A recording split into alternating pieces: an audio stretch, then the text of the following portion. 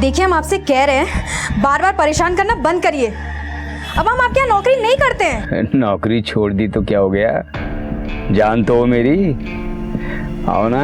हम आपसे कह रहे हैं, हमारा आपसे कोई वास्ता नहीं है। मेरा तो है। अच्छा ये बताओ, तुम आ रही हो कि फिर मैं आऊँ? बोलो। देखिए हमारा पीछा छोड़ दीजिए, वरना हम छोड़ेंगे नहीं आपको।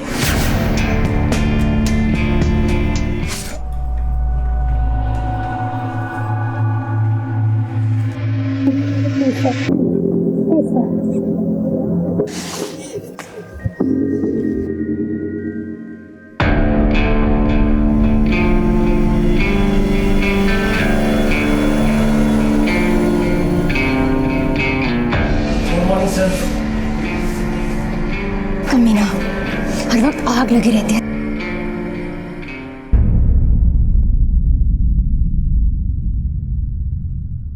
हेलो, यहाँ ये कुत्ता हर रोज तुम्हारी जोई को नोचता रहे और तुम बस हाथ पर हाथ रखकर बैठे रहो, कुछ नहीं करो। इस बूढ़े का तुम कुछ करोगे क्या मैं ही कुछ करूँ?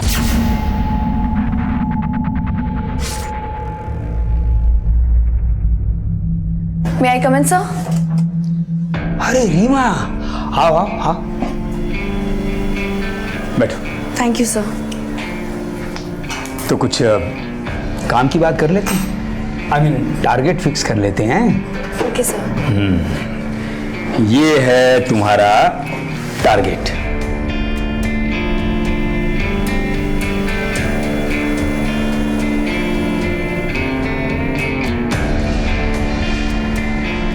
क्यों कम है? बताओ, बढ़ा दें?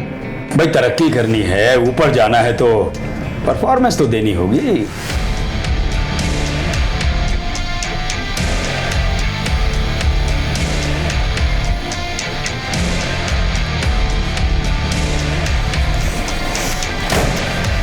अब इसके ऊपर जाने का इंतजाम मुझे करना ही पड़ेगा। साला ठगी पुट्ठा।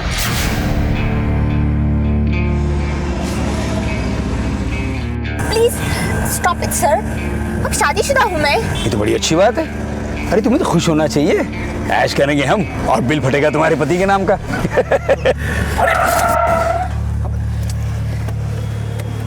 अरे कहाँ जा रही है तू? मेरे पति को अगर पता चला ना तो वो खून कर देगा तुम्हारा।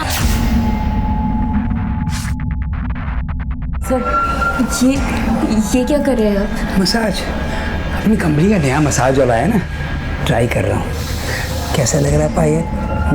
अच्छा लग रहा है? मजा आ रहा है ना? सर हम ऑफिस में। तो क्या हो गया, मेरा ऑफिस है, मेरा केबिन है, कोई नहीं आएगा यहाँ। Good morning ma'am. Good morning Juhi. Sir अंदर है? Yes ma'am. Good morning madam ji. Madam ji आप बताई होती तो आपको लेने नीचे आ जाते। सर खुशबू भी बड़ी अच्छी है, मजा आ रहा है, मुझे भी आ रहा है। शंकर। जी मैडम जी। जी मैडम जी, वो ये क्या हो रहा है यहाँ पे? यू क्या कर रही हो? स्टाफ नहीं है। अच्छा, तो तुम क्या कर रहे थे स्टाफ के साथ? तुम्हारी समझ में अभी नहीं आएगा। जब बीच चौराहे पे खड़ा करके तुम्हारी इज्जत का जनाजा निकालूंगी ना, तब समझोगे। शरीर में जितनी गर्मी है सब निकल जाएगी। और तुम, अगर तुम्हारी जवानी इतना ही जोर मारी है तो चौक पे क्यों नहीं जाके बैठ जाती? Get out, out now. अगर अभी भी नहीं सुधरे ना तो तुम्हारी जवानी जो बहुत भड़क रही है उसे काट के फेंक दूंगी।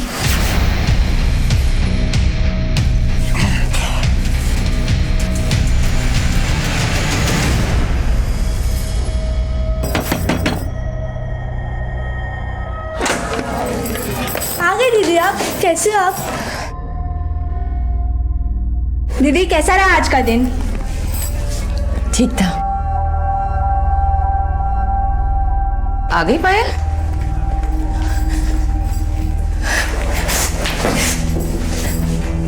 पायल क्या हुआ बेटा? मम्मी आज ऑफिस में बॉस की वाइफ ने सबके सामने मेरी बेइज्जती की।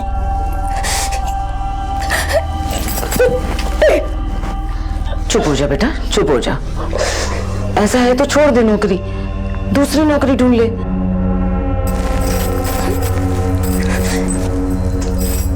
ऐसे कैसे नौकरी छोड़ दूं मम्मी? दूसरी नौकरी मिलना इतना आसान नहीं है। और कौन सी कंपनी मुझे इतनी अच्छी सैलरी पे नौकरी देगी? कौन सी मुझे इतनी अच्छी अंग्रेजी आती है या कोई मैनेजमेंट कोर्स किया है जो किसी कंपनी में मैनेजर बनने के सपने देखूं? और मम्मी अगर मैंने नौकरी छोड़ दी तो दोनों छोटी बहनों की पढ़ाई का क्या होगा? घर के खर्चे कैसे चलेंगे? और तुम ही बताओ मम्मी, कौन सी कंपनी का बॉस ऐसी हरकतें नहीं करता? मेरी सारी सहेलियां रोजी, मीना, टीना सब इसी तरह की हरकतों की बातें करती हैं। उन सबके भी ऐसे ही हालात हैं। मैंने भी इसे अपनी किस्मत मान ली है। बस बेटा बस, शांत हो जा। मैं तेरे लिए पानी लेकर आती हूँ। मम्मी, चकना भी तैयार रखना, वो आता ही होगा। आज सारे देश में अक्सर महिलाओं को कामकाज के लिए घर से बाहर निकलना पड़ता है, लेकिन हमारे सभ्य समाज में कुछ असभ्य लोग ऐसे भी हैं जो अपने रुतबे, अपनी बड़ी पोजीशन के बल पर अपनी सहकर्मी महिलाओं का फायदा उठाते हैं, उनका शोषण करते हैं। शहर हो या गांव, सड़क हो या दफ्तर, महिलाएं ऐसे असभ्य लोगों से कहीं पर भी सुरक्षित नहीं है। हमारा आज का केस भी ऐसी ही पीड़ित महिलाओं का है जिनका शोषण किया जा रहा था।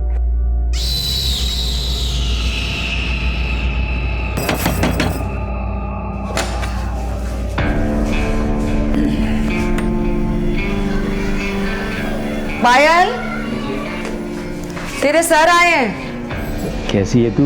हैं? खेलो खेलो, शाबाश खेलो।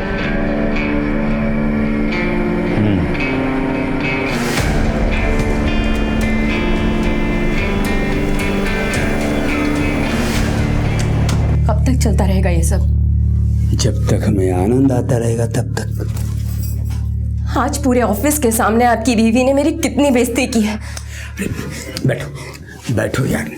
अरे वो पागल औरत है, उसकी बातों को सीरियसली क्यों लेती हो? अच्छा चलो, उसकी इस बेहुदा हरकत के लिए मैं तुमसे माफी मांगता हूँ, ओके? अरे यार, उस औरत के चक्कर में तुम हमारी शाम क्यों खराब कर रही हो? अच्छा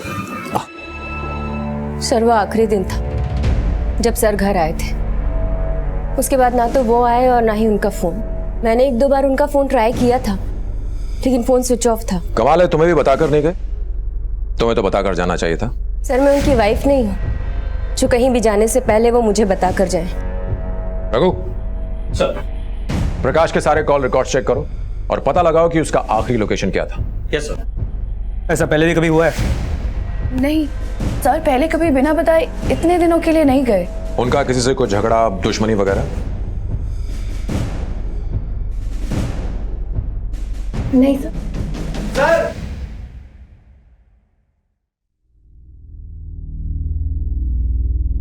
सर, ये कुछ अश्लील किताबें, ड्रॉर से ये ब्लू फिल्म की सीडीज और ये कुछ कॉन्डम्स मिले हैं सर। ऑफिस में कॉन्डम्स? सर, डेस्क से कॉन्डम मिले हैं।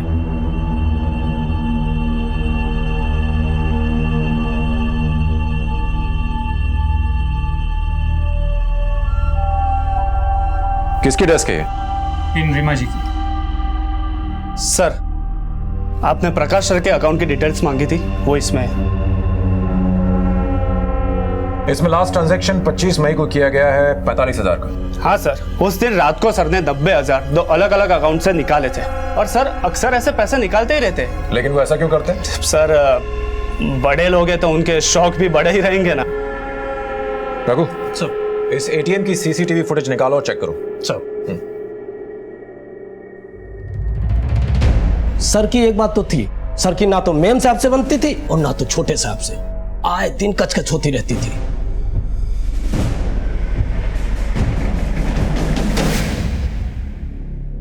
तो आपने अपने पति को धमकी दी थी? धमकी नहीं, उसे तो तुम चुप रहो। पति के नाम पे कलंक थे वो, दुनिया भर में मुंह मारते फिरते थे। उन्होंने घर को कभी घर समझा ही नहीं, बीवी के रहते दूसरी औरतों के पीछे भागते रहे। तो क्या आरती उतारती उनकी? मैं तो चाहता हूँ कभी वो वापस ही ना आए, मुक्ति मिले हमें। तो फिर मिसिंग कंप्लेंट क्यों लिखाई? इन्हें पूछिए, इन्होंने लिखवाई है। और क्या करती मैं? आप ढूंढ दीजिए, अपनी कंपनी और तलाक दोनों ले लूंगी उनसे। सर कॉल रिकॉर्ड चेक कर लिए, सभी से पूछताछ कर ली, लेकिन कहीं भी कुछ नया नहीं मिला। सर कहिए ही नहीं, माँ बेटे का तो खेल नहीं हो सकता है संगीता हर्बल शिखा के पिता की कंपनी है जो उसे विरासत में मिली, और प्रकाश ने एक बार वो कंपनी अपने नाम करवा ली, उसके बाद बीवी को कौन पूछता है? उसका बेटा उदय भी उसके साथ काम करता था, लेकिन जब उदय ने विरोध किया तो प्रकाश ने उदय को कंपनी से निकाल दिया। प्रकाश के इर्द गिर्द जितनी भी लड़कियां और औरतें थी उसने शोषण तो सभी का किया है, और अब वो गायब है। इसलिए शक सभी पर जाता है, लेकिन सबूत किसी के भी खिलाफ नहीं है। और ये जब से गायब है तब से ना तो कोई फिरौती का कॉल आया है, ना ही कोई बैंकिंग ट्रांजैक्शन हुआ है, और अब उसका फोन भी स्विच ऑफ। देखिए मुझे तो लगता है कि इसका खेल खत्म हो गया।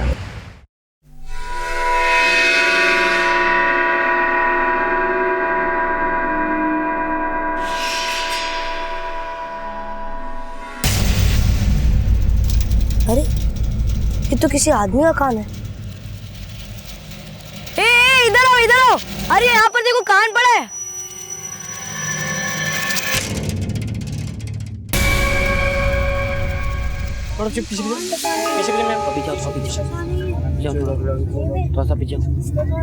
किसने देखा है कान? साहब मैंने। किसी ने हाथ तो नहीं लगा? नहीं सर, ना मैंने छुआ ना किसी को छूने दिया। गुड, थोड़ा पीछे रहो बच्चे तुम लोग।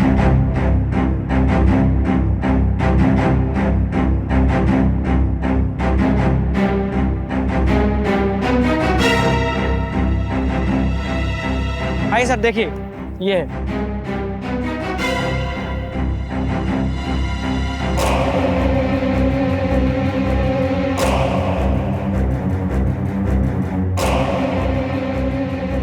सर यहाँ नाक पड़ी है। सर यहाँ पर एक लाश पड़ी हुई है।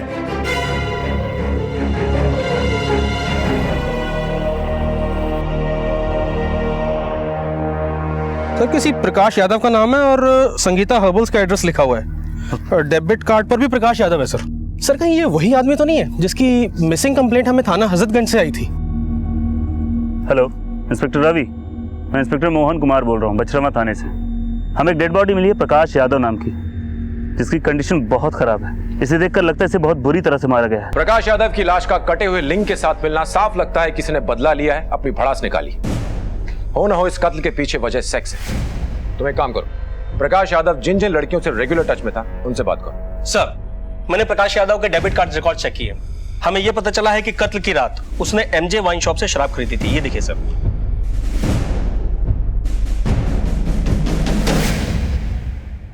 प्रकाश साहब को तो बहुत अच्छे से जानता हूं सर मैं, वो तो हमारे पुराने कस्टमर थे। अच्छा आप जरा सोचकर बताना, उस दिन प्रकाश के साथ कार में कोई था या फिर वो अकेला था? ले लीजिए। चल रमेश, चलता हूँ। ठीक है प्रकाश भाई।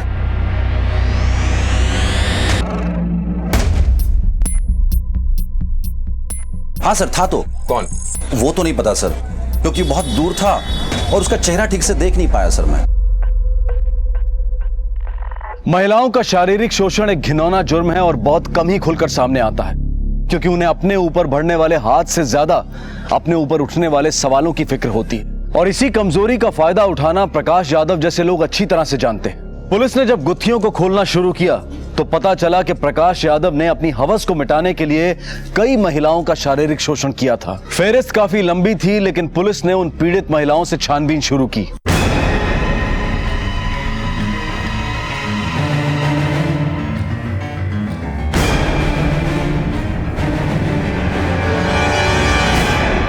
रीवा तुम 25 मई की रात को कहां पर थी? 25 मई की रात को मैं एक पार्टी में गई थी, लेकिन आप ये सब मुझसे क्यों पूछ रहे हैं? कहीं आपको ऐसा तो नहीं लगता कि मैंने उसे मारा है? हो भी सकता है। देखिए सर, मैंने प्रकाश यादव का मर्डर नहीं किया है। हाँ, मैं उसे मारना जरूर चाहती थी, मगर कभी हिम्मत नहीं जुटा पाई। तुम उसे मारना चाहती थी? क्यों? मैं क्या, आप जाके किसी भी लड़की से पूछिए, उसका जवाब यही होगा। मेरी जगह कोई और भी लड़की होगी तो वो यही कहेगी। यूज करके फेंक दिया उस आदमी ने मुझे। शुरू शुरू में बहुत तारीफ करता था मेरी, मुझे लगा मेरे काम से खुश है, मगर नहीं, बात कुछ और थी। एक बार वो मुझे बाहर एक कॉन्फ्रेंस में लेकर गया। कॉन्फ्रेंस के बाद हम होटल के बार में बैठे थे।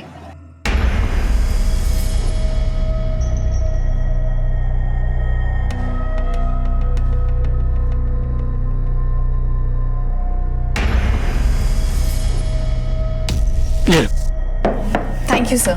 वेलकम।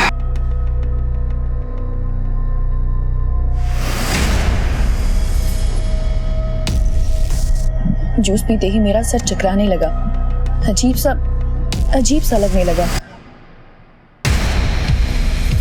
रीमा, क्या हुआ? सर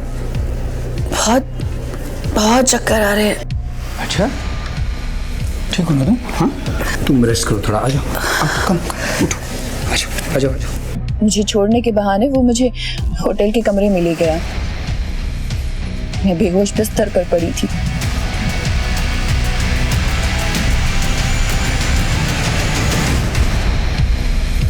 रीमा, क्या हुआ? हाँ? सर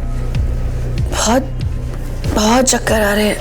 अच्छा, ठीक हो ना तुम? हाँ, तुम रेस्ट करो थोड़ा, आ जाओ, कम उठो, आ जाओ। मुझे छोड़ने के बहाने वो मुझे होटल के कमरे में ले गया।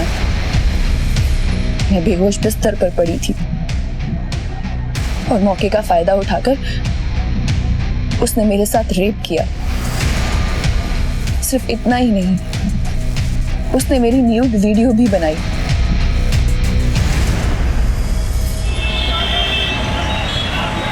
मुझे तो ये सब पता भी नहीं था। एक दिन जब मैं उसके केबिन में मीटिंग कर रही थी, लखनऊ में 1020, इलाहाबाद में 500, बनारस में 400 और चंडीगढ़ में 1280। सर ये क्या कर रहे हैं आप? क्या कर रहा हूँ मैं ऐसी वैसी लड़की नहीं हूँ सर। तो मैंने कब कहा कि तुम ऐसी वैसी लड़की हो? तुम तो बहुत अलग किस्म की लड़की हो। हाँ? देखो ये देखो, इसमें कितनी अलग लग रही हो।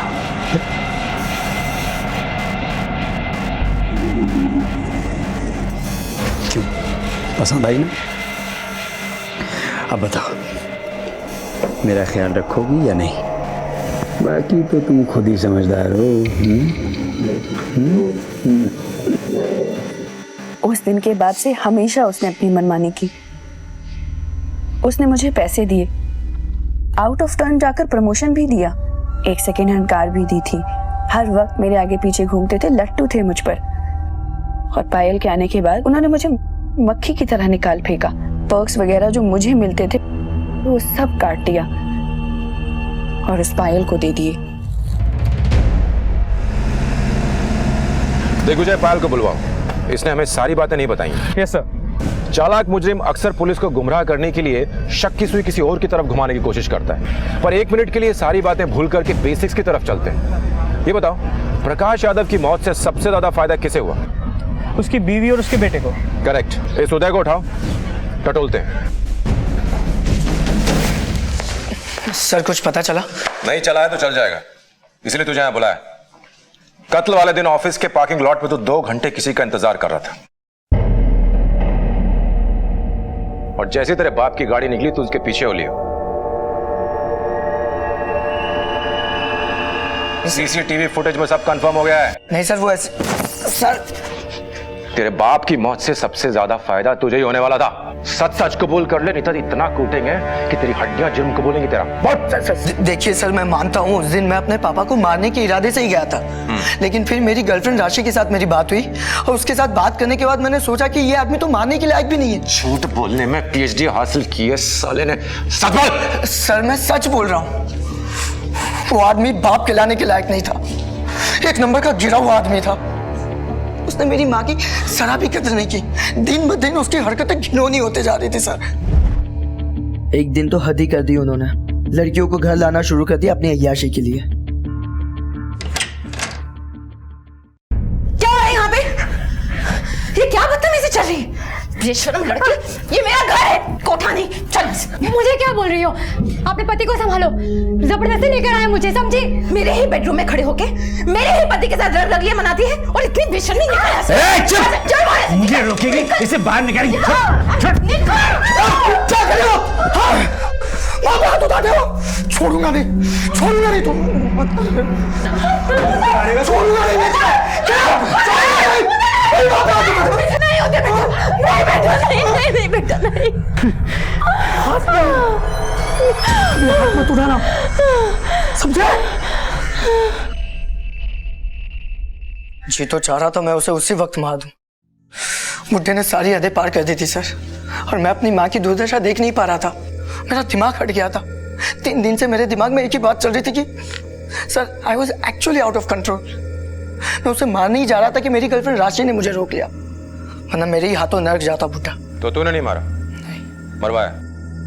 किसको दी सुपारी? नहीं सर, मैंने कोई सुपारी वुपारी नहीं दी। मैंने किसी को नहीं मरवाया। इनफैक्ट उस दिन मैंने उनको ज्यादा देर तक फॉलो भी नहीं किया था। वो कंकरिया टोल बूथ से आगे जाकर मैंने यू टर्न ले लिया था। मैं बहुत डिस्टर्ब था और मेरा मूड ठीक करने के लिए राशि मुझे अपने साथ फिल्म देखने ले गई। सर आप चाहे तो राशि से पूछ सकते हो। कंफर्म करो। सर पायल को ले आए।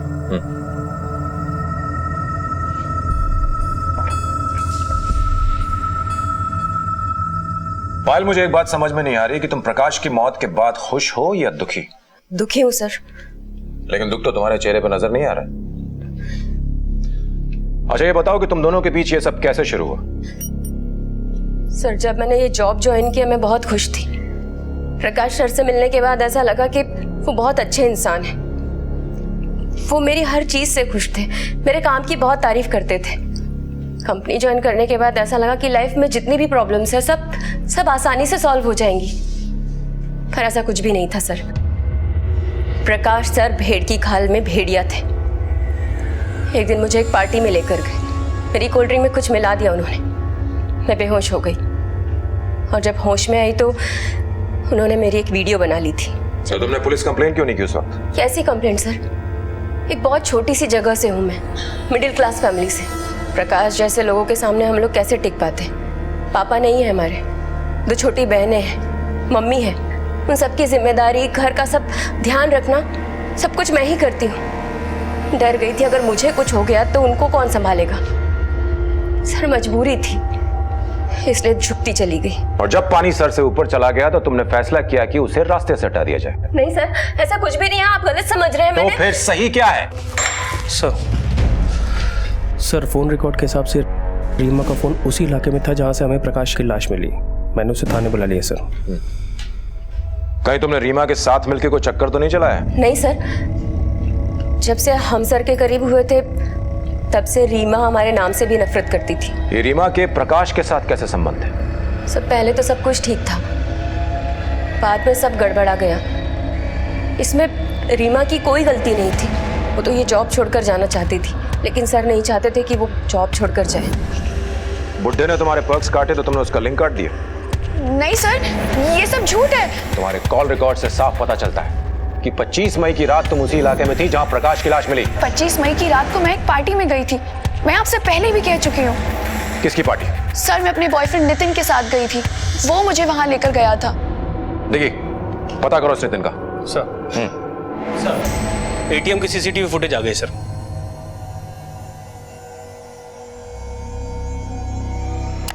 कौन है ये और ये यहाँ क्या कर रहा है?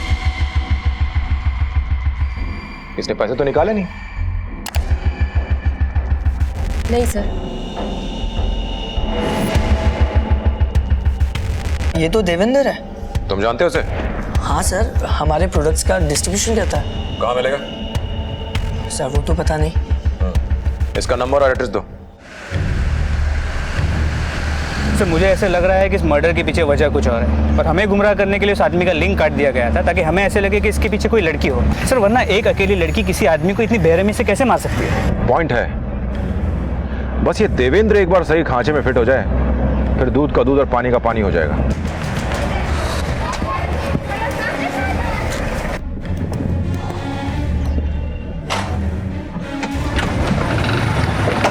देवेंद्र बड़ी जल्दी में लग रहे हो, कहाँ जा रहे हो? जी कुछ नहीं, बस ऐसे ही काम से जा रहा है। एक मिनट इधर आओ, तुम्हें कुछ दिखाना है।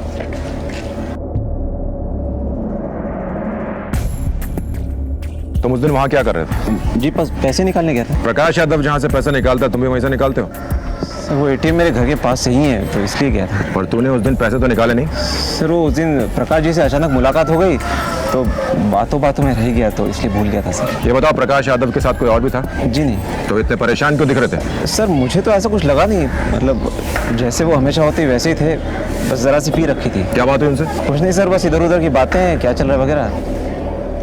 प्रकाश जी ज़रा रंगीन मिजाज आदमी है ना सर, तो कह रहे थे कि ऑफिस की एक नई फीमेल स्टाफ चाहिए। तो तुमने क्या कहा? मैंने यही कहा सर ढूंढ के बताता हूँ आपको। बिना बताए शहर से बाहर मत जाना। हाँ रघु बोलो। सर मैं उदय की गर्लफ्रेंड राशि के घर के बाहर खड़ा हूँ। उसके पिता ने कंफर्म किया है कि उस रात उदय राशि के साथ फिल्म देखने गया था।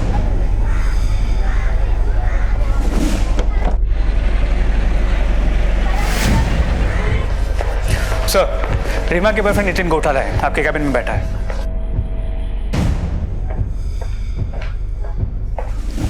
Hello sir. नितिन, तुम 25 मई की शाम अपनी गर्लफ्रेंड रीमा के साथ कहां पर थे? मैं और रीमा उस दिन सर हमारे एक दोस्त के घर में पार्टी थी, बस वहीं गए थे। लेकिन सर आप ये सब क्यों पूछ रहे हैं? सवाल नहीं, दोस्त का नाम? सर साकेत वर्मा। इस दोस्त का नाम और एड्रेस लो और पता करो। और उस पार्टी में कुछ और लोग भी आएंगे जो इसको जानते हो, उनसे भी चेक करो। जी। नंबर 2। लखनऊ के प्रकाश यादव की लिंक काटकर की गई हत्या पुलिस के लिए भूल भुलैया बनी हुई थी। पुलिस ने रीमा, पायल, उदय सबसे पूछताछ की, लेकिन किसी के खिलाफ उन्हें कोई ठोस सबूत नहीं मिल पा रहा था। इनफैक्ट पुलिस को इस केस का सिरा नहीं मिल पा रहा था। इस केस में अब तक जो एक चीज मिसिंग थी वो थी प्रकाश यादव की कार, जो अब तक पुलिस को नहीं मिली थी, लेकिन पुलिस उसे ढूंढने की पूरी कोशिश कर रही थी। उस दिन अगर प्रकाश के साथ कोई था तो उसे उस एटीएम पर भी होना चाहिए था, क्योंकि शराब खरीदने के लगभग आधे घंटे बाद ही प्रकाश ने 90,000 रुपए निकाले थे। पर देवेंद्र ने हमें बताया कि उस दिन प्रकाश के साथ वहां कोई नहीं था। वही तो, मुझे लग रहा है ये देवेंद्र झूठ बोल रहा है। तुम एक काम करो, प्रकाश के गायब होने से लेके अब तक के यानी पिछले 7 दिनों के बैंक रिकॉर्ड्स और कॉल रिकॉर्ड्स निकालो इस देवेंद्र के। सर, देवेंद्र के इस बैंक स्टेटमेंट के मुताबिक उसने पिछले 7 दिनों में कोई अमाउंट नहीं निकाली है।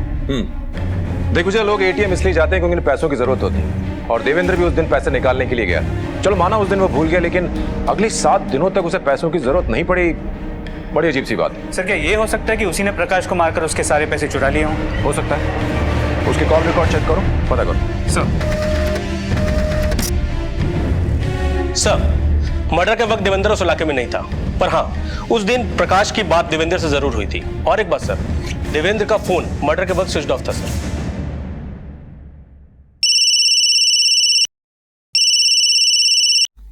साहब, वो आप चोरी हुई वाली गाड़ी ढूंढे थे ना, वो मिल गई है, लेकिन टुकड़ों में। गाड़ी भी टुकड़ों में और मालिक भी। सलाम साहब। आई साहब। अरे राजू भाई। हाँ, ये साहब आए हैं। सलाम साहब। सलाम साहब। वो साहब को गाड़ी के पर्स दिखाओ। हाँ, आइए साहब, आइए। ये वो इंजन साहब। नंबर बताओ। नंबर साहब ये रहा, एक सेकंड, ये रहा साहब, 31E44215। यही है।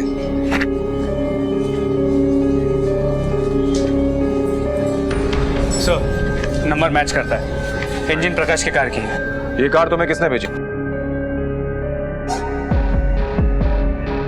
ये साहब माखनलाल तिवारी और बेरी प्रसाद सर, आजाद नगर साहब, इन लोगों ने बेचा था साहब।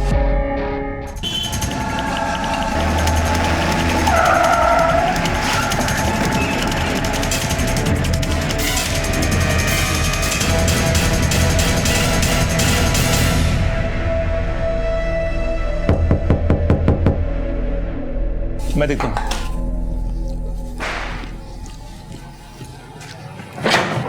पुलिस सब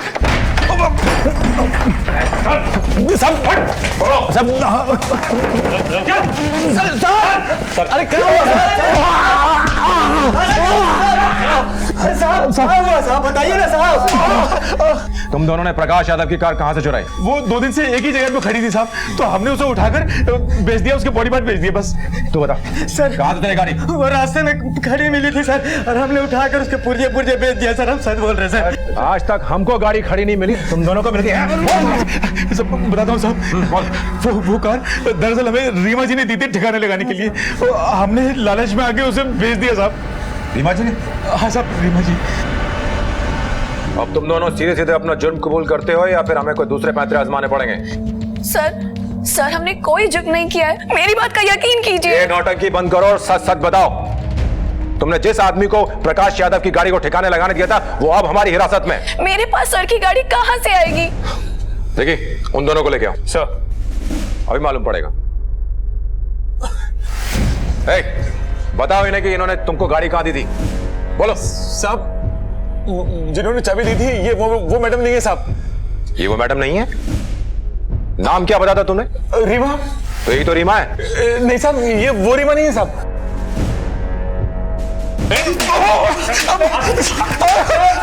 एक मिनट, देखिए साहब, ये देखिए साहब, इस नंबर पे फोन लगाया था, रीमा जी से बात की थी साहब, ये देख लीजिए साहब, हम झूठ नहीं बोले साहब।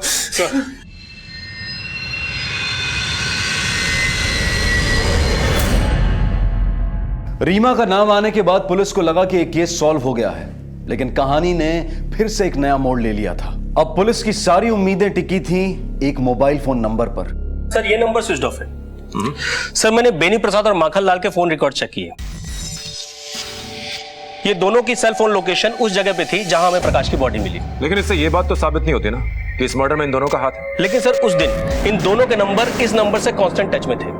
मुझे डाउट हुआ तो मैंने देवेंद्र का डेटा भी टैली किया, वो भी इसी नंबर से रेगुलर टच में था। सर पता करो कि ये नंबर किसका है। सर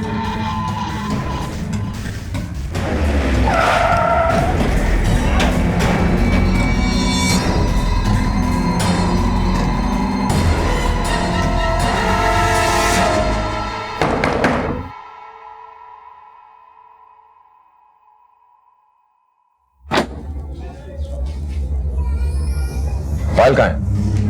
क्या बात है साहब? मैंने पूछा पायल कहाँ है? वो तो गई। कहाँ गई? कानपुर गई है, उसे नई जॉब मिल गई है। पर आप ये क्यों पूछ रहे हैं? घर की तलाशी लो। घर में ऐसे कैसे आ सकते हैं आप लोग? सुनिए, ये लोग घर में। मम्मा, मैंने कुछ नहीं होगा, तुम लोग डरो नहीं, मैं देखती हूँ।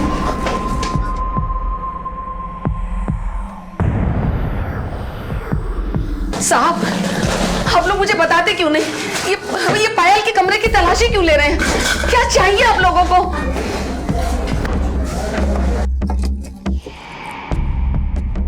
सर ये मोबाइल अलमारी में छुपा के रखा था।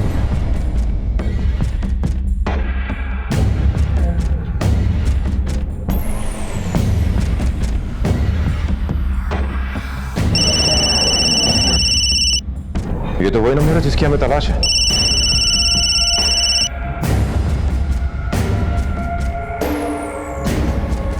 इसकी पूरी फोन बुक में सिर्फ एक ही नंबर सेव है, देवेंद्र का।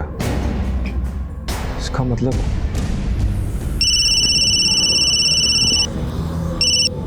हाँ देख विजय। सर ये देवेंद्र गायब है, उसके घर वालों को भी नहीं पता कि वो कहाँ है। उसका फोन ट्रैक करो, देवेंद्र को पकड़ना बहुत जरूरी है। पायल भी उसी के साथ होगी। जी सर। आप देवेंद्र को जानती हैं? पायल उसे कहाँ मिली? ऑफिस में। वो नौकरी के लिए आया था, बड़ा ही नर्वस था। पायल उसे मिली तो पायल ने उसका हौसला बढ़ाया। उसके बाद दोनों मिलने लगे और जल्दी ही एक दूसरे को चाहने लगे। लड़का अच्छा था, घर आता, घंटों बातें करता, सबको हंसाता।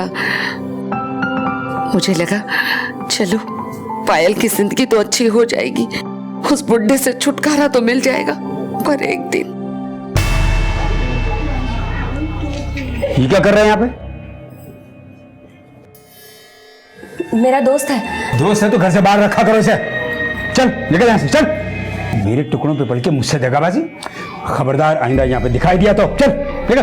गप सर, लेकिन चल चल यहाँ से। इसे यहाँ मत बुलाया करो। हैं? चलो आ जाओ आ जाओ।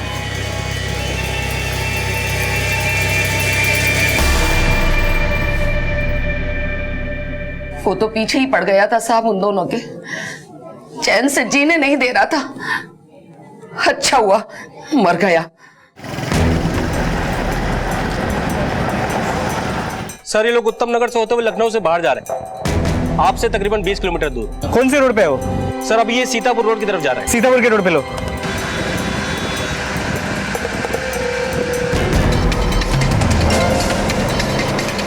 आगे से आप राइट ले लीजिए सर। यहाँ पे राइट लो, यहाँ पे राइट लो।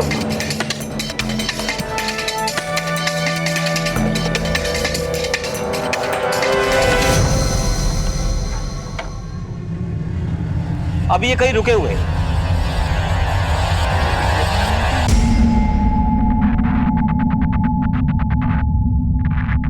सर आप पास तक पहुंच गए। लगता है वही है, लगता है वही है। चलो चलो जल्दी लो, जल्दी आगे लो।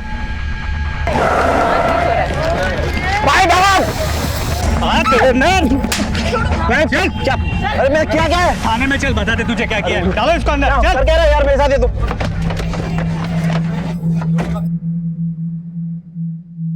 पायल, हम सब जानते हैं तुम्हारे देवेंद्र और प्रकाश यादव के मर्डर के बीच में क्या कनेक्शन है। अब सीधी तरह बताना शुरू करो, नहीं तो जो लेडी कांस्टेबल खड़ी है इसने बहुत दिनों से किसी की धुलाई नहीं की है।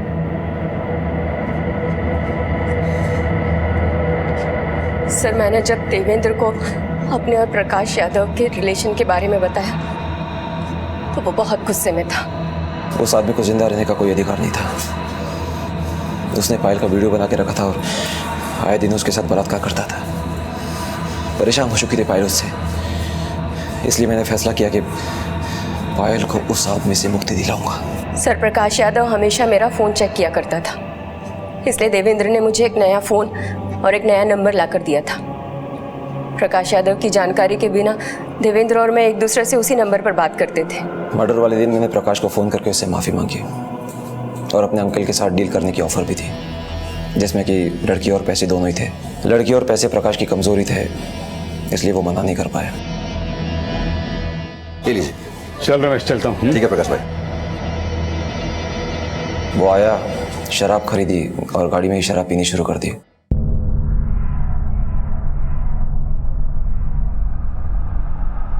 फिर मैंने उसे बताया कि मेरे अंकल एक बार में हमारा इंतज़ार कर रहे हैं। रास्ते में उसने एटीएम से कुछ पैसे निकाले और बाद में गाड़ी बाहर की तरफ मोड़ दी।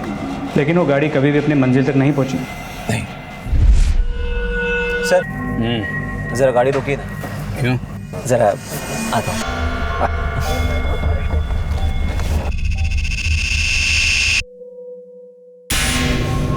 मैं भी आता हूँ।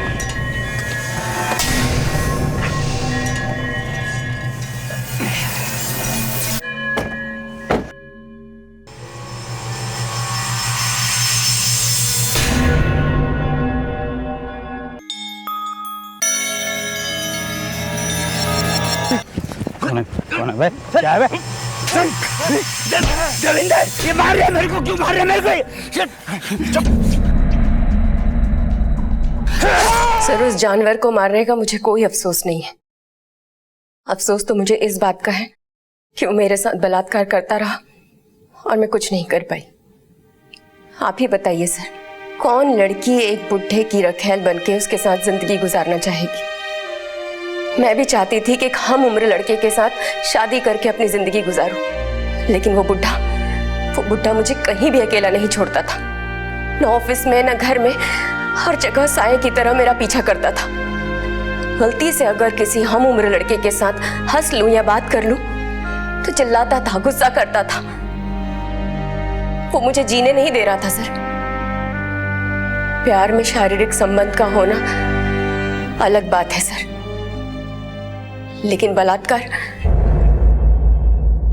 पायल, तुम्हारे साथ जो हुआ उसका मुझे अफसोस है, पर जो कुछ तुमने किया उसने तुम्हें भी कानून का मुजरिम बना दिया। कानून अपने हाथों में लेने से अच्छा यह होता कि तुम पुलिस से मदद लेती। पायल ने अपना बदला तो ले लिया था, लेकिन उसकी जिंदगी बर्बाद हो गई।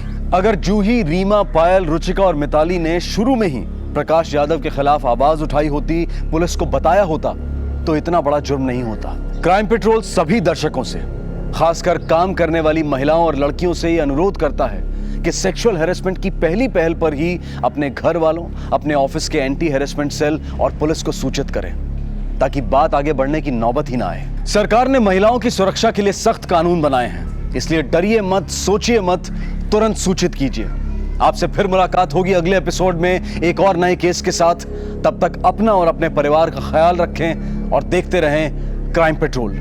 सबक एक को, सीख हम सबको। जय हिंद। शेखर बोल रहा हूँ। अच्छा सुनो, 4 बजे चारबाग स्टेशन के पास मिलो। काम आज हो जाएगा ना शेखर? हाँ पूजा, काम हो जाएगा।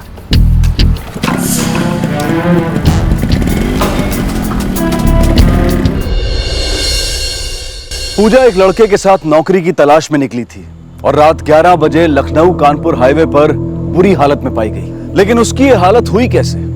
कौन थी पूजा और कौन था शेखर? और आखिर पूजा के साथ हुआ क्या था? क्या हुआ भाई?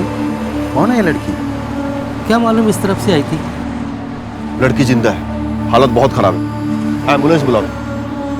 अरे ये तो बहुत घायल लग रही है। इसकी हालत देखकर तो लग रहा है कुछ गड़बड़। आजकल गुंडे बदमाश बहुत हो गए, पता नहीं क्या हो रहा है। चलो चलो निकलो यहाँ से, चलो।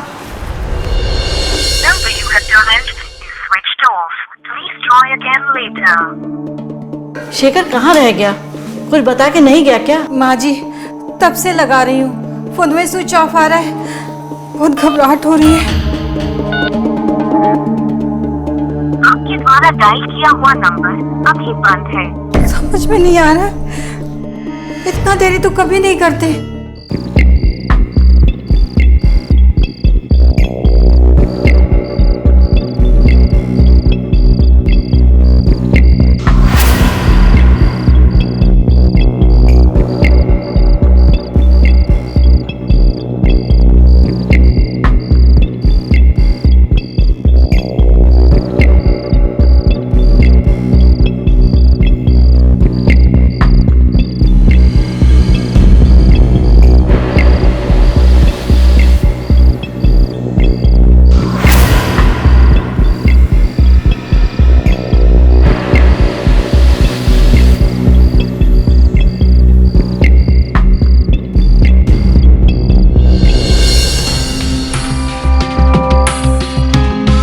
सर, लड़की का नाम पूजा है।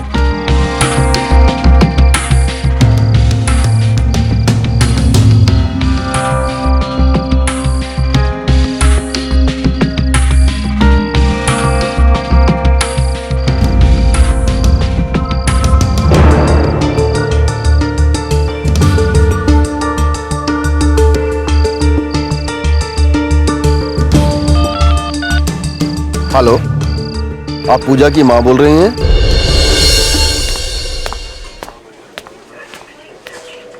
साहब हमारी पूजा का क्या हुआ है? आप कुछ बतावत काहे नहीं है? इसे पहचानती हैं?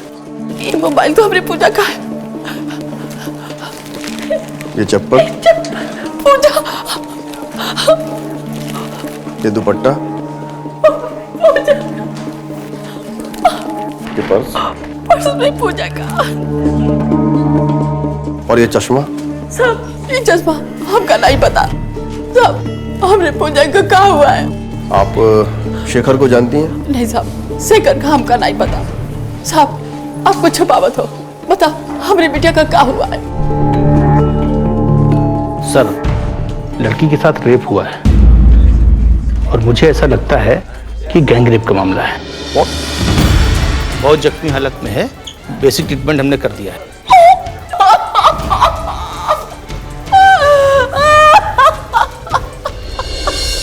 पूजा को अभी तक होश नहीं आया है। एक काम करो, घटनास्थल से जो भी चीजें बरामद हुई हैं सबकी अच्छे से जांच करवाओ। सर। और पूजा के फोन पे अंतिम कॉल किसी शेखर का आया था। इस शेखर का कच्चा चिट्ठा निकला और टेलीकॉम ऑपरेटर से। सर।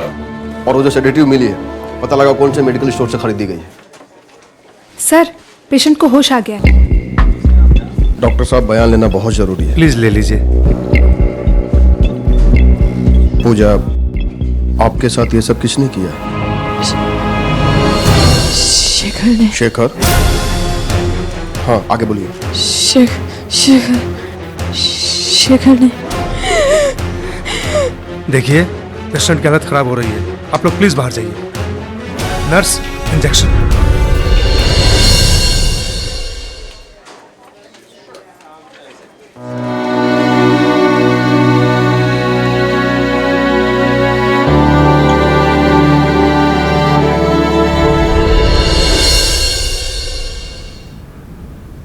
माँ जी, वो अभी तक घर नहीं आए हैं। पूरी रात बीत गई, लगता है पुलिस की मदद लेनी पड़ेगी। शेखर का है? हम तो खुद ही थाने आने वाले थे कंप्लेन लिखवाने, वो कल से घर ही नहीं आए हैं। देखिए, हमारे साथ कोई खेल मत खेलिए, फटाफट बताइए शेखर का है। अरे आप ऐसे काहे बोल रहे हैं? क्या किया हमने बेटा ने? आपके शेखर ने रेप किया है। आप लोगों को कोई गलत फहमी हुई है इंस्पेक्टर साहब, वो ये सब नहीं कर सकते। हमें कोई गलत फहमी नहीं हुई मैडम। पूजा ने खुद बयान दिया है कि ये सब उसके साथ शेखर ने किया है। आप उसका फोटो ले आइए।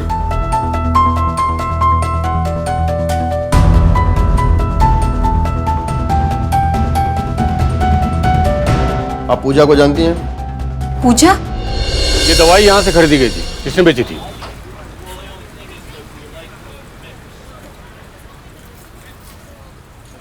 सर ये किसी पूजा शर्मा ने ली थी। तुम थे उस टाइम यहाँ पे? सर उस वक्त तो बबलू और शेखर थे। सर मैं तो 3:30 बजे आया क्योंकि शेखर ने हाफ डे लिया हुआ था उस दिन। अभी कहाँ है शेखर? सर आज तो नहीं आया वो। ये नंबर देखो, ये है उसका नंबर। हाँ नंबर तो उसी का है। क्या हुआ सर? वो आए तो इन्फॉर्म करो। Okay sir. तुम यहाँ सिविल ड्रेस में तैनात रहना, नजर रखना, और तुम सर को इन्फॉर्म करो। ये है पूजा, ध्यान से देखिए।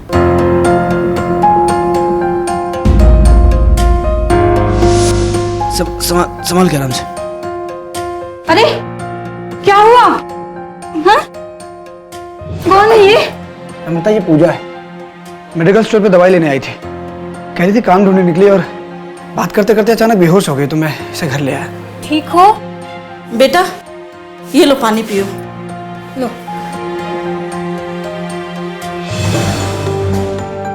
क्या हुआ बिटिया? इतनी परेशान काहे दिख रही हो? सवेरे से काम की तलाश में घूम रहे हैं यहाँ से वहाँ, धूप में बिना कुछ खाए पिए। चक्कर सा आ गया हमको। अब आप ही बताइए इंस्पेक्टर साहब, जो लड़की खुद ही बेहोश होकर गिरी पड़ रही थी, उसकी मदद के लिए हमारे पति काम धाम छोड़कर को यहाँ ले आए। वो उसके साथ ऐसा कर सकते हैं? अगर उनके मन में कोनो खोट होता तो हमारे पास पूजा को लेकर काहे आते? हर पत्नी अपने पति के बारे में ऐसा ही सोचती है, लेकिन गुनहगार तो हमारे आपके बीच में से ही कोई निकल के आता है ना। ये आपके पति का है? हाँ लेकिन इंस्पेक्टर साहब वो एक पारिवारिक आदमी है, वो कोनो गलत काम कर ही नहीं सकते। बस वो एक बार हमारे हाथ लग जाए, क्या सही है क्या गलत है सब पता चल जाएगा। आप केवल इतना बताइए, कल वो 3:30 बजे अपना शॉप से निकला बाइक पे, आपको बताया? नहीं। मतलब उसने आपसे ये बात छुपाई? क्या इसके पहले भी कभी उसने हाफ डे लिया है आपको बताए बिना? ऐसा तो कभी नहीं हुआ। हम खुद ही उनका फोन लगा रहे हैं संजय से, स्विच ऑफ बता रहा है। हम भी ट्राई कर रहे हैं, स्विच ऑफ है। अगर उसने कुछ किया ही नहीं है तो अंडरग्राउंड क्यों है? उसके बाइक का नंबर दीजिए। मुझे समझ में ये नहीं आ रहा है कि शेखर को जब पूजा के साथ ये कांड करना था तो उसने पूजा को अपने घर वालों से क्यों मिलवाया? कहीं ऐसा करके वो पूजा का भरोसा तो नहीं जीतना चाह रहा था?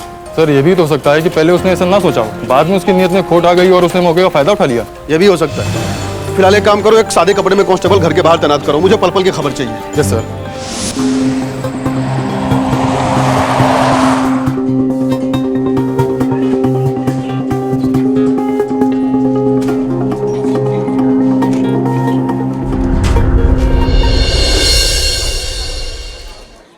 हम आपकी हालत समझ सकते हैं, लेकिन हमारे लिए कुछ सवाल पूछने बहुत जरूरी है। प्लीज हमें निडर होकर बताइए। 4 लोग थे, बस शेखर याद है हमें। उसके साथ उसके 3 साथी भी थे, उनका चेहरा हमको याद नहीं। हमें नशे की दवाई पिला दी गई थी, फिर चारों ने बारी बारी हमारे साथ बलात्कार किया। जब हमने विरोध किया तो पूरी तरह मारा और पीटा। शेखर को आप कैसे जानती हैं? 4 महीने पहले हमारी मुलाकात हुई थी शेखर से। उनके मेडिकल स्टोर पे हमारी नौकरी छूट गई थी, बहुत किल्लत हो गई थी पैसों की। छोटे भाई बहन के स्कूल की फीस के पैसे नहीं थे, माँ की तबीयत खराब रहती थी। हम दवाई लेने अक्सर उनके मेडिकल स्टोर जाया करते थे। एक दिन पैसे कम पड़ गए, दवाई लेना भी जरूरी था। शेखर ने कहा दवाइयाँ ले जाओ, पैसे बाद में दे देना। अब नौकरी तो थी ही नहीं, कहाँ से लौटाते उनको पैसे। पर शेखर ने कई बार मुफ्त में दवाइयाँ दे दी हमें। इससे इस बात का तो भरोसा हो गया कि वो बहुत ही अच्छे इंसान हैं। और फिर एक दिन। हाँ हेलो पूजा। हाँ शेखर। अच्छा तुमको काम की जरूरत थी ना, एक अच्छा काम आया है। एक कपड़ों की दुकान खुल रही है, वहाँ सेल्स गर्ल्स की जरूरत है, तो हम बोलेंगे तो तुम्हारा काम हो जाएगा। ठीक है, बहुत बहुत शुक्रिया। डॉक्टर, पूजा की रिपोर्ट जैसे ही आती है हमें तुरंत इन्फॉर्म कीजिए। हमें जल्द से जल्द रेपिस्ट को पकड़ना होगा। अपनी इन्वेस्टिगेशन टीम बड़ी करनी होगी। फिलहाल एक काम करो, शेखर के घर पे जाओ, उसकी पत्नी से उसके दोस्तों की डिटेल्स निकलवाओ। कुछ भी करो, मुझे सारे रेपिस्ट हिरासत में चाहिए। Yes sir. पूजा के विश्वास की हत्या हो चुकी थी। जिस शेखर पे उसने भरोसा किया था, उसी ने उसके साथ इतना बड़ा धोखा किया। शेखर का फोन लगातार स्विच ऑफ आ रहा था, लेकिन पुलिस हाथ पर हाथ धरकर बैठने वाली नहीं थी। उन्होंने शेखर और उसके तीनों साथियों को ढूंढने के लिए छानबीन और तेज कर दी। पूजा ने बयान दे दिया है, उसके साथ गैंगरेप हुआ है। नहीं नहीं, वो गलत बयान दे रही है। हमारे पति एक जिम्मेदार इंसान है, उनकी संगत बुरी हो ही नहीं सकती। जल्दी ये सब पता चल जाएगा। पहले उनके दोस्तों के नाम और नंबर दीजिए।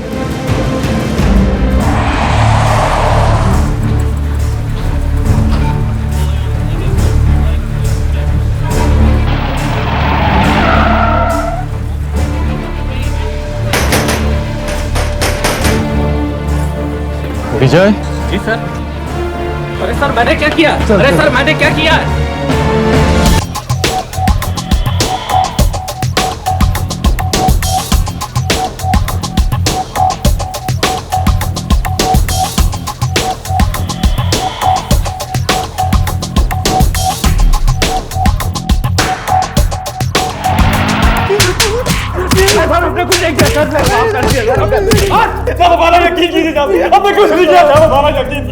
साहब हम सच कह रहे हैं, उस रात नहीं थे वहाँ। ऐसे नहीं बकोगे तुम लोग, सच गुलवाना आता है हमें।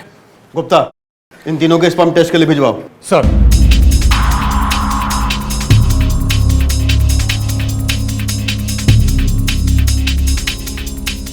ये फोटो गौर से देखो, इन दोनों को कभी देखा है? जी साहब देखा है, अभी कुछ दिन पहले यहाँ से लस्सी पी के गए। केवल ये दोनों थे कि इनके साथ इनके दोस्त भी थे? नहीं साहब, ये दोनों अकेले थे। पक्का? जी साहब। लगता है शेखर ने पूजा के लस्सी में ड्रग यहाँ मिलाया और उसके बाकी दोस्तों ने वहाँ वारदात की जगह पे उसको ज्वाइन किया।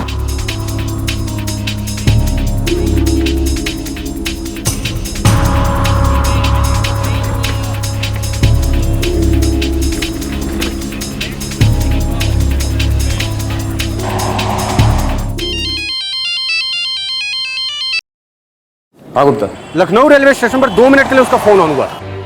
इसके पहले कि वो शहर छोड़ के भाग जाए, धार दबोचो उसको। सर, तेज चलाओ।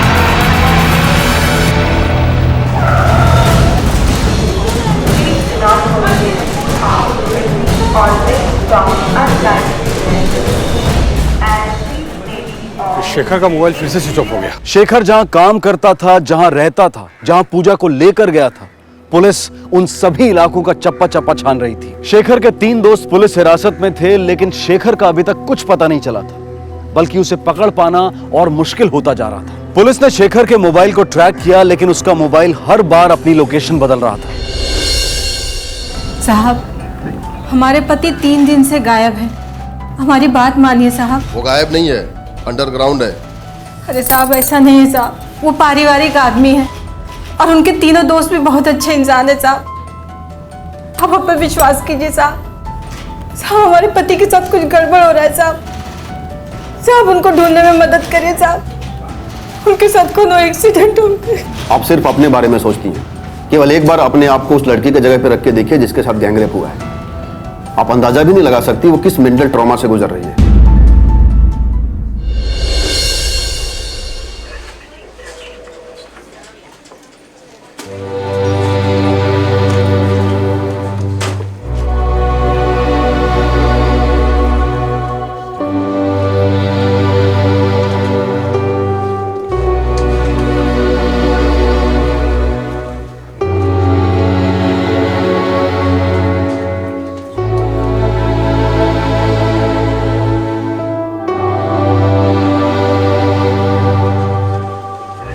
नमस्ते।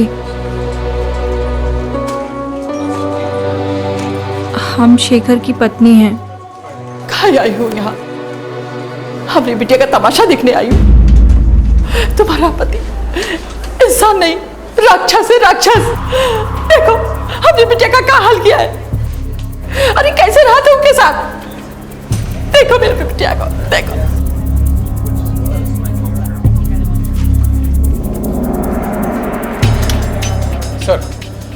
सर फॉरेंसिक रिपोर्ट आ गई है।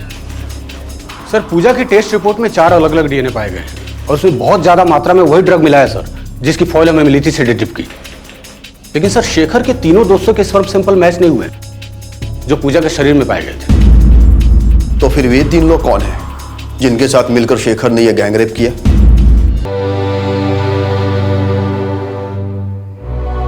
अरे बहू, हम मानत हैं वो लड़की के साथ बहुत बुरा हुआ। शेखर को हम पैदा किए हैं, उसका स्वभाव जानत है। वो इतनी घिनौनी हरकत नहीं कर सकत।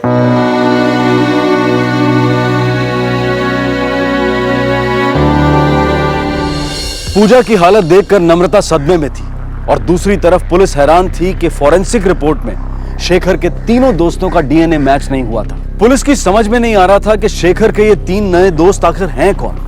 क्या वो वाकई किसी बुरी संगत में था? अजीब दुविधा थी। ना तो शेखर का कुछ पता चल रहा था और ना ही इस केस से जुड़ी कोई और कड़ी सामने आ रही थी। 3 दिन बीत गए और फिर अचानक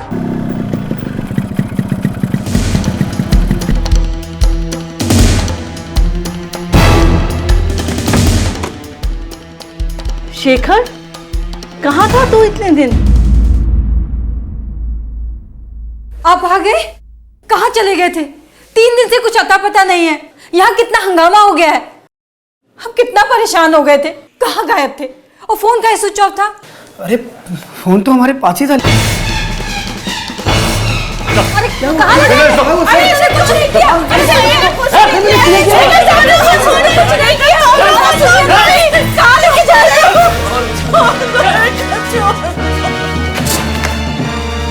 पूजा के साथ इस रेप कांड में तुम्हारे साथ तुम्हारे 3 और साथी शामिल। तीनों का नाम चाहिए मुझे। हमने कुछ नहीं किया, बात मानिए हमारी। देख, छुपा के कोई फायदा नहीं।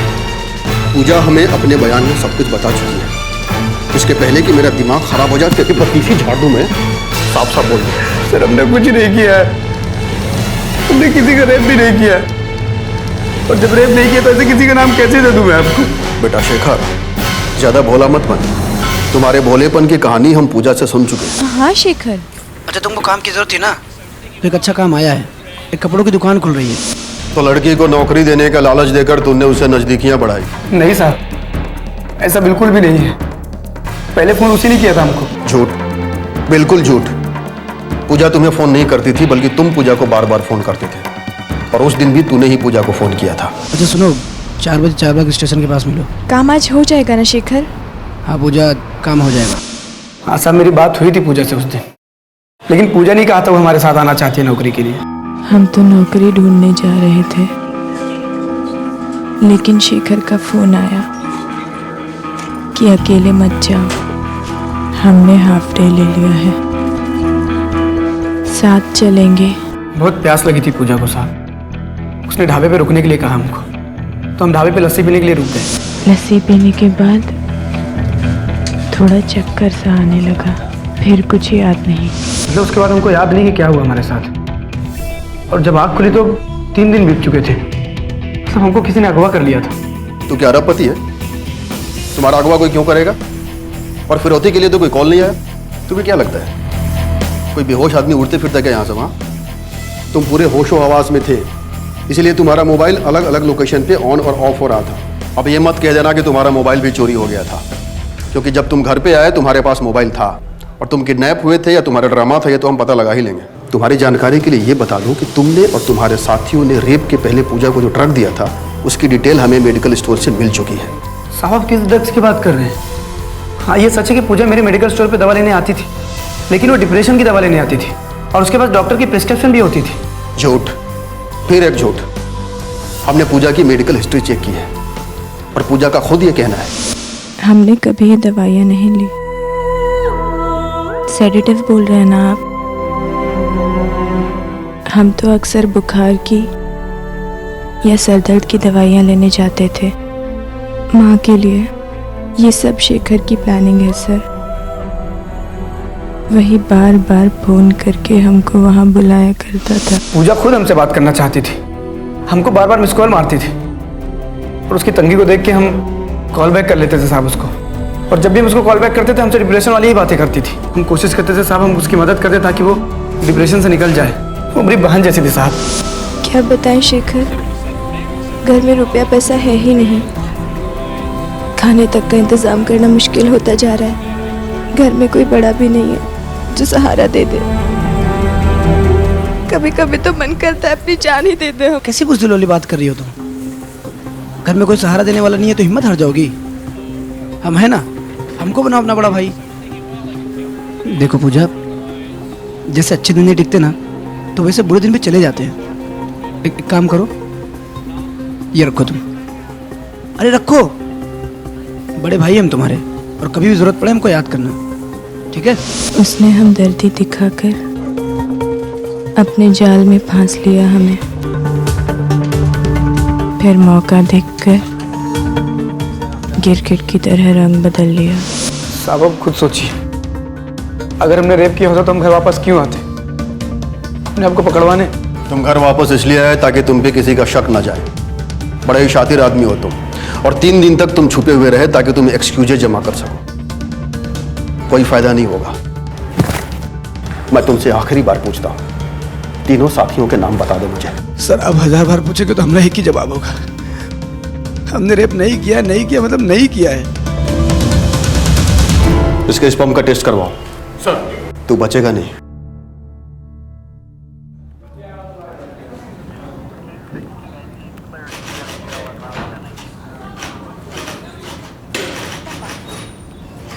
ये क्या हो गया जी? पुलिस वाले कह रहे हैं कि ये सामूहिक बलात्कार का मामला है, और वो टीवी वाले भी चिल्ला चिल्ला कर यही सब बता रहे हैं। सब झूठ है नम्मो, चाहे पुलिस वाले कुछ भी कहें या ये टीवी वाले कुछ भी कहें, पर हमने कुछ नहीं किया है। हम बेकसूर हैं। वही तो, हम 10 साल से आपके साथ हैं, आंख मूंद कर विश्वास करते हैं। क्या हो गया जी?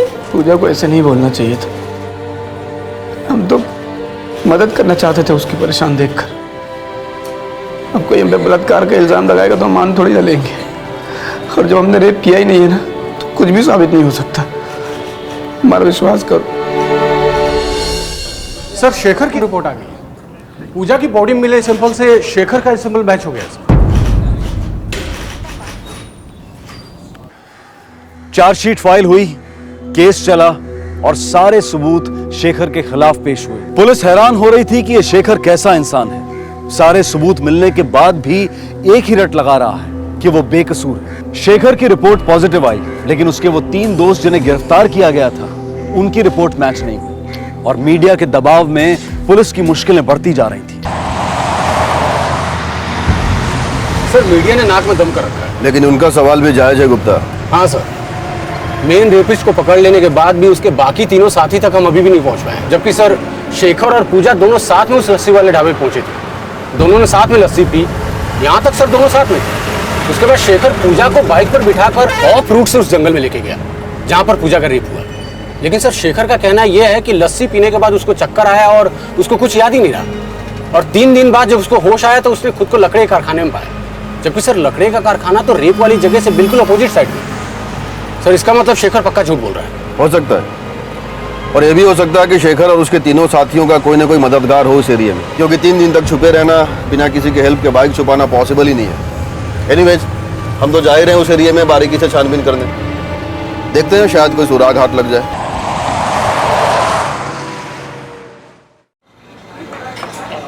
पूजा और शेखर ने लस्सी यहाँ पी थी। यहाँ से हम दोनों 2 डायरेक्शन में जाएंगे। मैं जाऊँगा इधर क्राइम स्पॉट की ओर, और तुम जाओगे इधर, क्योंकि शेखर ने इधर ही खुद को होश में आने के बाद पड़ा हुआ पाया था। ओके सर, तुम दोनों मेरे साथ आओ। चलो।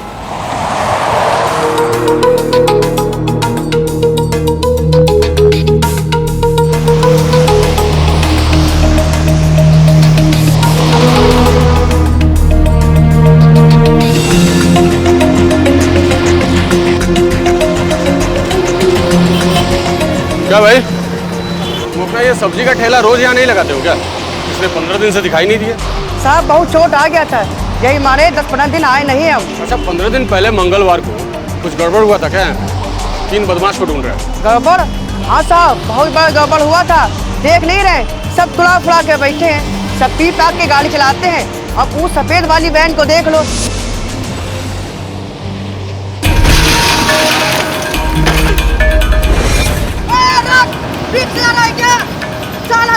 सब नुकसान कर गया। देखिए खिड़की टूटी थी, पता नहीं कौन जल्दी में रहे, ठोक के चला गया हमको।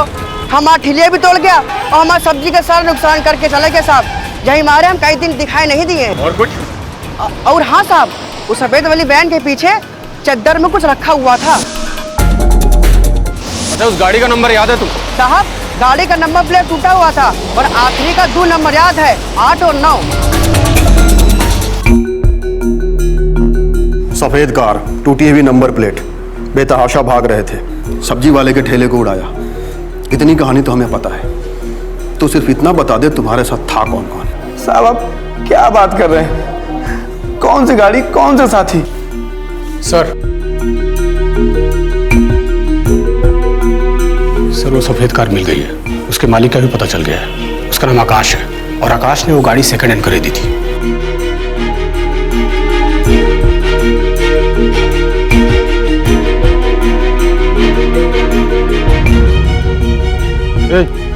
ये गाड़ी किसका है? वो साहब उसका है।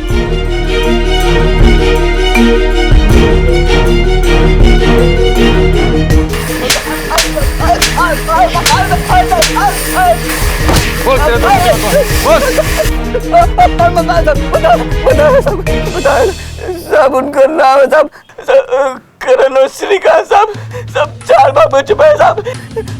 शेखर का जिस प्लान शेखर किया हुआ था, हम तो बस बहकावे में आ गए थे साहब। लेके चलो इसे।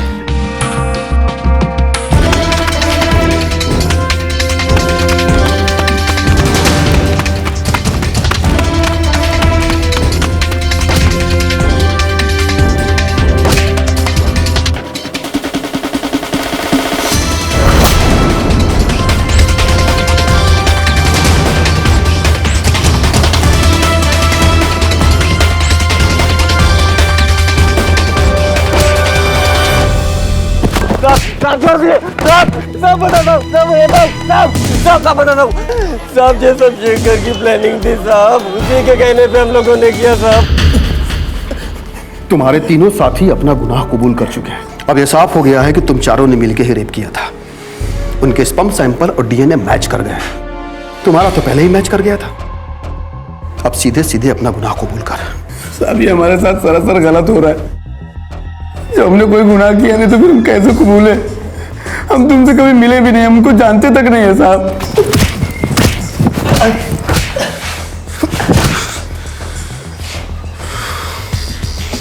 मुझे उन तीनों रेपिस्ट का कॉल रिकॉर्ड चाहिए।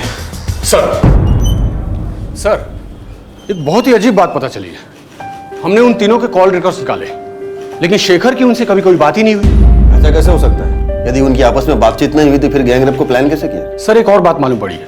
एक कॉमन नंबर पर उन तीनों की बहुत बार बात हुई है, रेप वाले दिन भी, और ये नंबर किसी प्रकाश बंसल का है। कौन है ये प्रकाश बंसल? सर ये प्रकाश बंसल की केस हिस्ट्री भी बहुत अजीब है। कानपुर में 2014 में हुए एक मर्डर केस का मुख्य आरोपी है। इस वक्त वो जमानत पे है, लेकिन उसका साथी बंसी अभी भी जेल में है। और सर इंपॉर्टेंट खबर यह है कि उस मर्डर केस का चश्मदीद गवाह शेखर रह चुका है। व्हाट? शेखर आई विटनेस है? Yes sir. और ये बात हम सब तक छुपी रही? सर ये फाइल हमें कानपुर पुलिस से मिली है। सर केस की फाइल और शेखर के बयान के मुताबिक 5 मई 2014 को उस पेट्रोल पंप पे शेखर पेट्रोल भरवा रहा था। उसी वक्त बंसल और उसके साथी बंसी ने सीताराम नाम के आदमी का मर्डर कर दिया, और ये मर्डर होते हुए शेखर ने देख लिया था।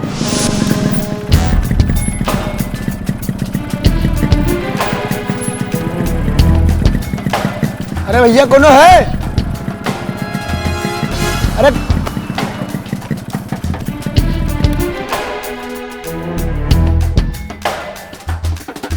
अरे कौन है का?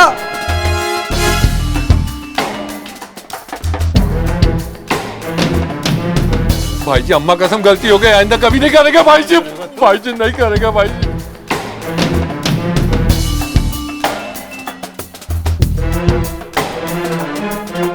साले हमारी कंप्लेंट करेगा तू? भाई जी गलती हो गई मुझसे। इतना बड़ा आदमी हो गया, तेल में मिलावट करते हैं। भाई जी मैं तो खत्म कर दो इसे, वरना ये बर्बाद कर देगा हम लोग को। पुलिस में कंप्लेंट करेगा तू?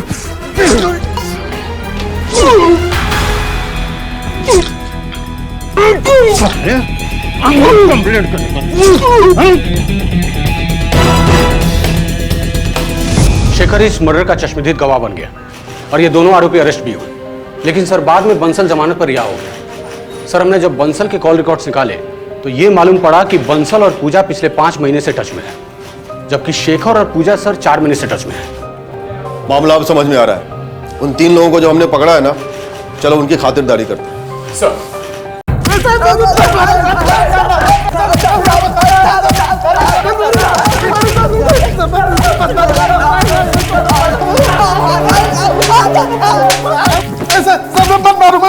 गलती हो गई साहब, सब गलती हो गई साहब। शेखर के बहकावे में आ गए साहब, हमारी मत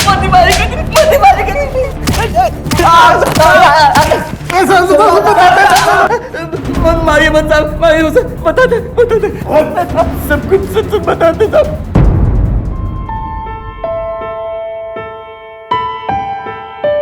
दीदी अब क्या हम लोग लखनऊ कभी वापस नहीं आएंगे? क्या करेंगे यहाँ पर आकर? सब कुछ तो लूट लिया इस लखनऊ ने, हंसी खुशी सुख चैन इज्जत सब कुछ। लेकिन हम मुंबई जाएंगे तो रहेंगे कहाँ? काम क्या करोगी आप? हमको वहाँ पर एक काम मिल गया है।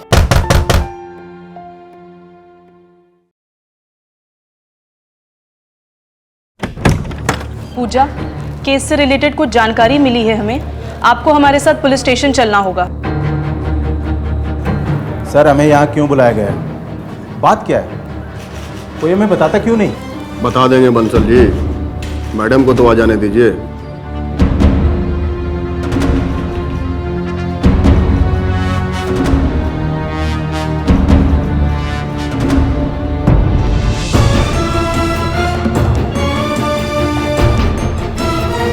बैठो।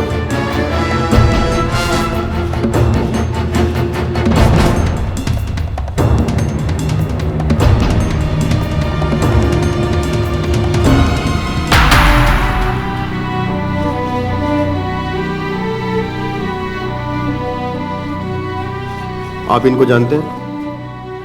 जी नहीं। पूजा, आप इनको जानती हो? नहीं सर। सर ये दोनों तो एक दूसरे को बिल्कुल नहीं जानते। हाँ, लेकिन हम कुछ जानते हैं। ये रहे आपके कॉल रिकॉर्ड्स और ये रहे आपके कॉल रिकॉर्ड्स।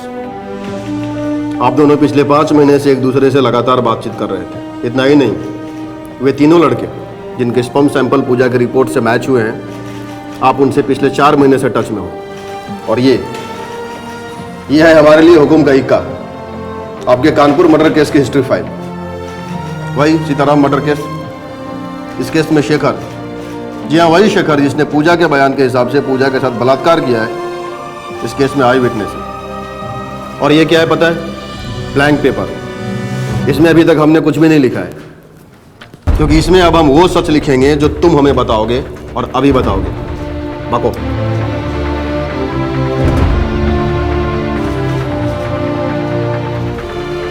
बको। सर हम बहुत परेशान थे, क्या करें कैसे करें कि शेखर हमारे रास्ते से हट जाए। उसके चश्मदीद गवाह होने के चलते हमारा जेल जाना तय था। हमने सोचा कि शेखर को अगर किसी और केस में फंसा दिया जाए तो हमारा केस कमज़ोर हो जाएगा। गवाह होने के चलते वो अपराधी साबित होगा। अगर उस पर रेप का केस साबित हो गया तो उसका बच निकलना नामुमकिन होगा। लेकिन समस्या ये थी कि इस काम के लिए लड़की कहाँ से मिली जो अपनी ज़रूरतों के लिए हमारे लिए काम करती। बंसी पूजा को जानता था, वो इसके टच में था और इसकी बदहाली उससे छिपी नहीं थी। इसीलिए हम अपना प्रस्ताव लेकर पूजा के पास गए। देखो पूजा, बंसी से मुझे तुम्हारे हालात के बारे में पता चल चुका है। तुम्हें पैसों की सख्त ज़रूरत है। तुम्हें अपनी माँ का ऑपरेशन भी करवाना है और अपने छोटे भाई बहनों को स्कूल भी भेजना है। कैसे करोगी इतना सब कुछ?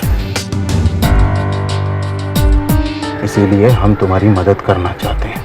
हम देंगे तुम्हें पैसे, लेकिन बदले में हमारा एक काम करना होगा तुम्हें। कैसा काम?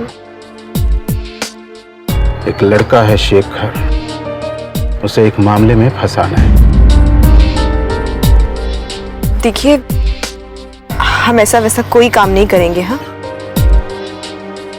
पैसा जल्दी और ज्यादा कमाना है तो उसके लिए रास्ता भी टेढ़ा ही चुनना पड़ता है। हमारी बात मानो, शेखर को फ्रेम करो। लेकिन कैसे? तुम्हारा रेप होगा। ये कैसी बातें कर रहे हैं आप? सही कह रहे हैं हम।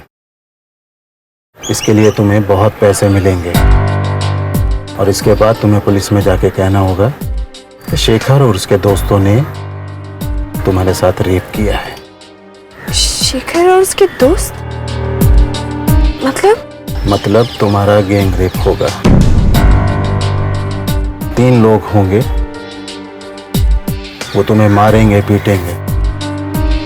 एकदम असली लगना चाहिए, चोट के निशान भी असली। ये कैसी बातें कर रहे हैं आप? नहीं, हमसे नहीं होगा ये सब। Gang rape? आप ऐसा सोच भी कैसे सकते हैं? इसके तुम्हें 20 लाख रुपए मिलेंगे। शेखर को फंसाने के 5 लाख और 3 बार रेप के अलग अलग 5-5 लाख, और हॉस्पिटल का खर्चा अलग मिलेगा। लेकिन गैंग रेप ही क्यों? गैंग रेप इसलिए ताकि ये मामला इतना बड़ा हो जाए कि कोई हमारे केस को इस केस से जोड़कर ही ना देख पाए, और ये शेखर नाम का कांटा हमारी जिंदगी से हमेशा हमेशा के लिए निकल जाए। लोग इसकी बात का विश्वास करें। प्लान के मुताबिक पूजा ने शेखर की हमदर्दी बटोर ली थी, जो कि उसको फ्रेम करने के लिए जरूरी था।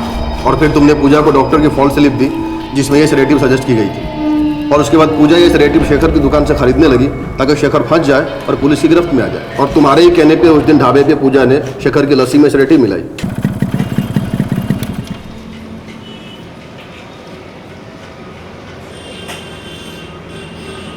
भैया 2 रस्सी देना।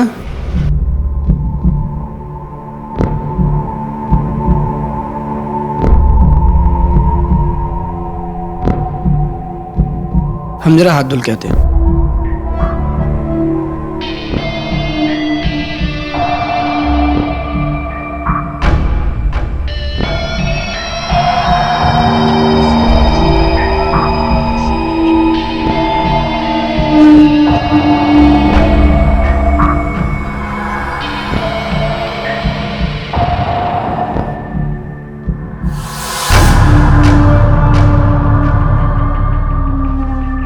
जब शेखर बेहोश हो गया तो हमारे कुछ आदमियों ने उसे एक चादर में लपेटा और सफ़ेद कार में डाल दिया।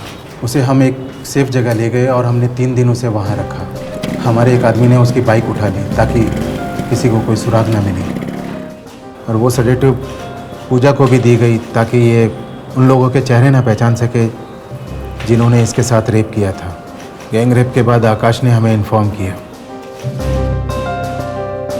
हम हाईवे से सिर्फ इसलिए गुजर रहे थे ताकि हम ये देख सकें कि पूजा को ठीक से अस्पताल पहुंचाया जा रहा है या नहीं, और हमारे आदमियों ने पुलिस को इन्फॉर्म किया था, और हमारे आदमी शेखर का फ़ोन लेकर एक जगह से दूसरी जगह जा रहे थे ताकि पुलिस को डाइवर्ट कर सके।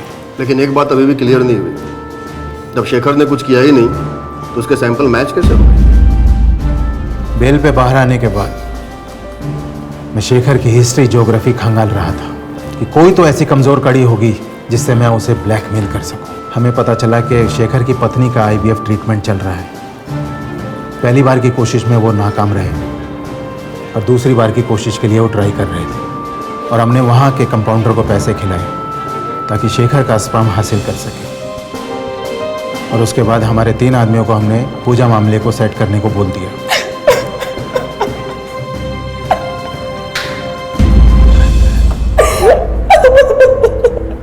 शेखर बेकसूर साबित हुआ, बंसल को गिरफ्तार कर लिया गया, और बाद में शेखर ने चश्मदीद गवाह के रूप में बंसी और बंसल के खिलाफ अपना बयान दिया और उन दोनों को सीताराम की हत्या के जुर्म में आजीवन कारावास के लिए भेज दिया गया। पूजा को भी गिरफ्तार किया गया और उसे षड्यंत्र और पुलिस को गुमराह करने के लिए बुक किया गया। पूजा चाहती थी कि वो कुछ पैसा बना ले ताकि वो अपने भाई बहन और अपनी मां को एक बेहतर जिंदगी दे सके। लेकिन क्या यह सही रास्ता था पैसा कमाने के लिए, जहां उसे अपना बलात्कार करवाना पड़ा और एक निर्दोष को फंसाकर उसे गुनहगार साबित करना पड़ा। पर अब इस शॉर्टकट की कोशिश में पूजा एक ऐसी जगह आ खड़ी हुई थी जहां उसके लिए सिर्फ अफसोस किया जा सकता था। और सबसे शर्मनाक बात तो यह है कि जो कानून औरतों को मजबूत करने के लिए बना है, पूजा उसी कानून का दुरुपयोग कर रही थी। ये एक बेहद शर्मनाक वाकया है। आपसे फिर मुलाकात होगी अगले एपिसोड में एक और नए केस के साथ। तब तक अपना और अपने परिवार का ख्याल रखें और देखते रहें क्राइम पेट्रोल डायल 100। सबक एक को सीख हम सबको। जय हिंद। इस तरह के और भी एपिसोड देखने के लिए हमारे चैनल को सब्सक्राइब करें और बेल आइकन दबाना ना भूलें।